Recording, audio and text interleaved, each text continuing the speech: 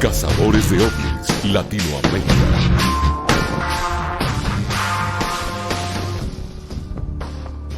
Bienvenidos visitantes a la serie Cazadores de ovnis Latinoamérica, pues al capítulo número 10. En esta vez vamos a tocar el caso de la escuela Ariel en Zimbabue, que fue analizada por el doctor Mac. Entonces, Willy, hola, ¿cómo estás? Cuéntame. Hola hermano, bienvenido a toda la comunidad, un abrazo. Estamos aquí para comentar este caso de la escuela Ariel en Zimbabue. Es un caso muy completo. Ahora, con los años que se ha analizado el caso, se considera un caso muy completo y muy sólido. Inicialmente, cuando arrancó recién el caso, por allá el 16 de septiembre del 94. ¿Cómo era la geografía del lugar para ir entrando el contexto de todo este caso? Sí, datos Sí, puntuales, por favor, dinos. exacto. Mira, yo estaba analizando este caso desde el punto de vista del contexto social de esa zona que me parece que es fundamental. Este Zimbabue está ubicado al sureste de África. Inicialmente, en el África, nosotros sabemos que en el siglo XIX hubo mucha violencia en esta parte del África, tanto entre las tribus rivales, ¿sí? Tribus rivales muy radicales, como cuando entra la colonia británica, pues a posesionarse de esta parte del África, ¿sí? Sí. Incluso cuando entran los ingleses, no entraron directamente ellos, cuando ya militarmente lograron avanzar sobre esta zona y tomar posesión, no entran directamente los ingleses en una compañía privada, inicialmente. Y esta parte de Sudáfrica, de esta parte de África del Sur, que ahora se llama Zimbabue, en ese tiempo fue nombrada Rodesia del Sur, ¿ya? Rodesia del Sur, fue nombrada por los británicos. Entonces, a finales de los 70, Rodesia del Sur se convierte en Zimbabue. Porque ¿qué pasaba? Cuando los ingleses toman posesión de estas tierras, toman posesión total. Y la gente que era nativa, prácticamente quedan es como esclavos, pues allá, en esta época. Pero ya en los 70, y por eso inclusive el país cambia de nombre a un nombre más autóctono, más de esa región, ya deja de ser Rodesia del Sur y se convierte en Zimbabue. Empiezan a tener mejoras en su economía, entre comillas, porque empieza a entrar mucho capital extranjero a invertir en esas zonas agrícolas de Zimbabue, que son y eran muy productivas, pero que esas tribus pues realmente no las estaban aprovechando de esta manera. Entonces, hacia los 80, ya Zimbabue tiene su capital, que es Harare. Empieza a haber mucha inversión extranjera en Harare, a ver edificios, a ver tecnología, a tener un toque más europeo. Y el 70% de esta zona, de las tierras y de las propiedades y todo, pertenecían a británicos y solo el 30% a gente de la zona. Es paradójico que siendo los años 1980, cuando ya el mundo había avanzado tanto, Zimbabue seguía con un retraso cultural increíble. En Zimbabue las mujeres no tenían derecho a nada, no podían tener propiedades, no podían elegir ni su educación ni nada, no tenían inclusive derecho a la educación y, y ¿qué te digo? Y menos a votar, ¿no? No podían votar. Así Hacia es. el 87 hay una fuerte rivalidad entre las tribus que quedaron después de ser colonizados. Hay una fuerte rivalidad y entra en el mapa de Zimbabue Robert Mugabe, ¿sí? Quien al final termina siendo presidente. Es tristemente recordado porque generó una masacre de entre 10.000 y 20.000 personas. La tribu que era rival de ellos, de la tribu a la que pertenecía este señor Robert Mugabe, fue eliminada prácticamente de la faz de la tierra. Pero casi que los mataron a todos. Dicen que la matanza, oficialmente hay números de 10.000, pero extraoficialmente hay números hasta de 20.000 muertos, ¿sí? Chuzo. Sí. Entonces, ¿qué pasa? El que queda de presidente de Zimbabue, en esa época, que es Robert Mugabe, era una persona muy radical, ¿sí? Pues al punto que fue protagonista de esta matanza que te digo, y era una persona a la que no le gustaban los escándalos, no le gustaba la publicidad, no le gustaba que se dieran casos como el que se dio en esta escuela Ariel, ¿sí? Ya. Siendo el presidente. Entonces, esta parte cultural y geopolítica que les estoy comentando, me parece importante ponerla al inicio porque es el contexto de lo que pasó con este caso, el por qué el caso no trascendió en ese momento como debió haber sido, ¿sí? Porque tuvo demasiados testigos y demasiadas evidencias. Pero desde el mismo presidente no se quería ninguna publicidad, ni se quería que se supiera nada en absoluto de lo que pasó con este caso. Antes se les escapó esa información, llegó a los medios y se hizo mediático a su manera en ese tiempo, ¿no? Aunque no había internet. Claro. Muchísimas gracias por esa introducción.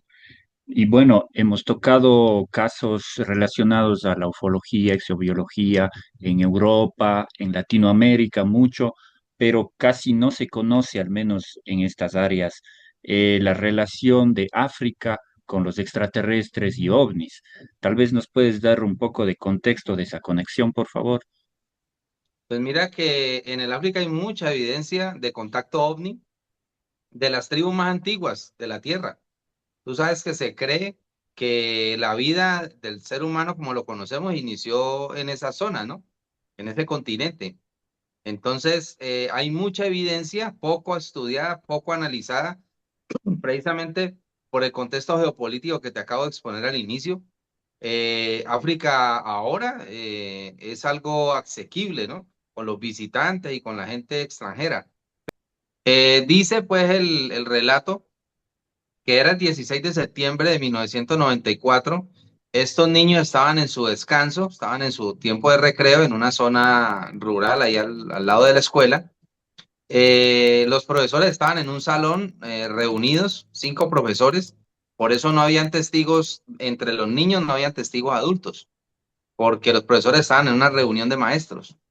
Dicen los Ah, ya. niños que vieron 3 luces en el cielo, ellos lo reportaban como 3 esferas, que las vieron en una parte del cielo muy cerca de la escuela, luego desaparecen y aparecen en otro lado de la escuela, luego desaparecen y aparecen en una zona boscosa muy cercana al terreno donde ellos estaban, más o menos a 150 metros, y ahí ya ven que una de las que ellos creían que eran esferas era una nave tipo plato que desciende al nivel del suelo, pero entonces no hay claridad de que la nave haya tocado el piso como tal, sino que ellos dicen que bajó hasta cierta altura, pero no les consta que haya tocado el piso en ningún momento, ¿sí? Dicen que de ahí descienden unos seres pequeños, de cabeza grande y ojos almendrados, con un traje negro que los niños describen como un traje de buzo muy ajustado, ¿sí? Sabemos ya los que hemos estudiado estos casos, tantos casos y hemos visto tantos videos y fotos que son los típicos grises, ¿no? Son los típicos grises con esos trajes negros ajustados y ojos almendrados muy grandes, que fue lo que más les llamó la atención a estos niños, que como te digo, había niños nativos, tanto como nativos como ingleses. Inicialmente este caso lo aborda una señora que se llama Cynthia Hyde, que va con un fotógrafo y camarógrafo 2 días después del evento. Ella está por allá haciendo otra investigación. Llegan rumores, porque pues obviamente los niños llegan a contar a sus casas, son 62 niños, son 62 familias. El caso se es conocido así en el voz a voz, y esta señora se entera y va 2 días después al sitio.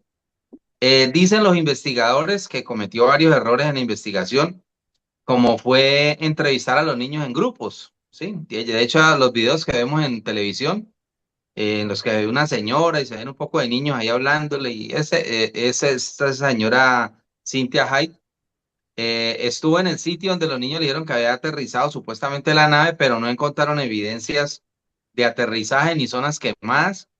Pero yo te digo una cosa, hermano, ahí empiezan las controversias con el caso. La señora no llevaba ningún instrumento de medición, no llevaba un contador Geiger, nada. Nosotros, por lo menos en las investigaciones que estamos haciendo, contamos con un contador Geiger, ¿sí? Y nos damos cuenta y medimos radiación. Pero la señora no llevaba nada, ella llevaba un fotógrafo y una cámara, no más.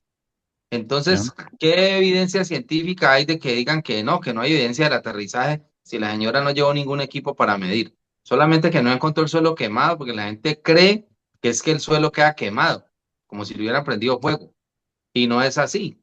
En muchas partes donde han descendido estas naves, se ve que aplastamientos en el pasto, muchas veces aplastamientos hasta en la misma tierra, pero en muy pocas ocasiones se han reportado quemazones en el suelo. De hecho, lo más reciente que tenemos y lo más cercano que conocemos, que fue el descenso de la esfera de Buga. Quemones en el piso no hubo. Lo que sí es que no volvió a salir pasto, ¿no? En la zona donde la descargaron. Entonces, desde ahí hay el primer elemento que trataron de descalificar el caso diciendo que no habían evidencias físicas porque no se encontró quemado el sitio donde aterrizó la nave. Entonces, para ahí es un error. El otro error que dicen los que saben, los que son más diestros en esto de la investigación, es que la señora no debió haber entrevistado a los niños por grupos, porque Claro, contamina la evidencia verbal que dan los niños, porque usted sabe que son niños y si en los entrevistas de a 10, de a 20, pues el uno dice una cosa y el otro va a querer decir lo mismo, sí, o algo parecido. Entonces ahí falló y dicen que pudo haber contaminado la investigación un poco. Todo caso, a raíz de esto que ella hizo, de este registro fotográfico, de estas filmaciones, los niños le dibujaron, todos le dibujaron cómo era la nave y cómo eran los seres. Muchas coincidencias en esto, sí, muchas coincidencias en esto, pero ella se basó en eso, en que le dijeran cómo habían llegado, cómo eran y todo eso. En eso se bastó esa incipiente investigación que ella hizo. Lo que sirvió esto fue para generar ruido en los medios y que llegara esto a oídos del doctor John Mack, que ya él sí era un catedrático de Harvard, especialista en psiquiatría, quien se interesa en el caso a raíz de que él, muchos de sus pacientes psiquiátricos, cuando los analizaba a profundidad, se daba cuenta de que estas personas habían tenido experiencias de abducción.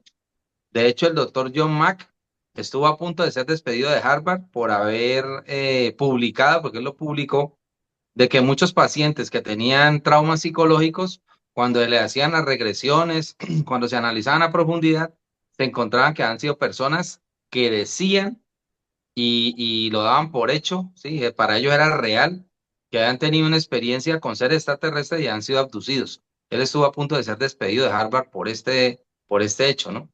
claro. Entonces, viene ya John Mack, retoma la investigación ya mucho tiempo después, entiendo que varios meses después, va a la escuela, hace el registro fotográfico, está en el sitio donde los niños vieron la esfera, vieron la nave y empieza a entrevistarlos individualmente, pero ya con un método científico, ya lo estaba entrevistando, era un especialista en psiquiatría, un doctor en psiquiatría. Entonces él iba guiando la investigación. Como eran niños, se abordan diferente a lo que se aborda un adulto.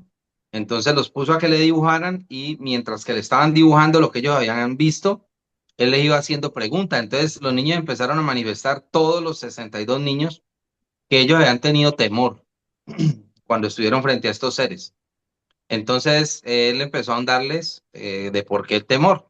Entonces ya le dijeron algo que no le habían contado a la otra señora, que solamente se basó en la experiencia visual que tuvieron ellos, que le dijeran cómo eran, dónde había llegado la nave, ¿sí? Y la descripción física de los seres. Ya él empezó a preguntarles el porqué del miedo. Entonces los niños le empezaron a decir que primero los ojos de estos seres, unos ojos negros almendrados muy grandes, le generaban temor porque los miraban directamente con esos ojos y los niños se sentían aterrorizados. Y lo otro que empezaron a contar es que ellos en su mente escuchaban como que estos seres les hablaban, entonces eso les causó terror también. El mensaje que les daban estos seres, que no era un mensaje positivo, sino por el contrario muy negativo.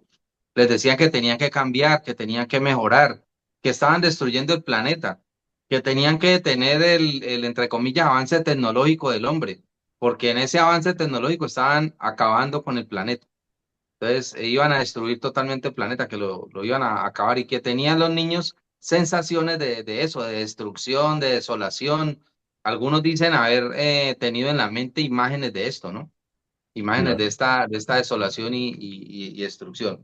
Entonces, este caso ya cuando lo toma el doctor John Mack, adquiere más trascendencia y adquiere un poco más de credibilidad ante la comunidad científica, por lo que ya es un doctor de Harvard, ¿sí? Con un método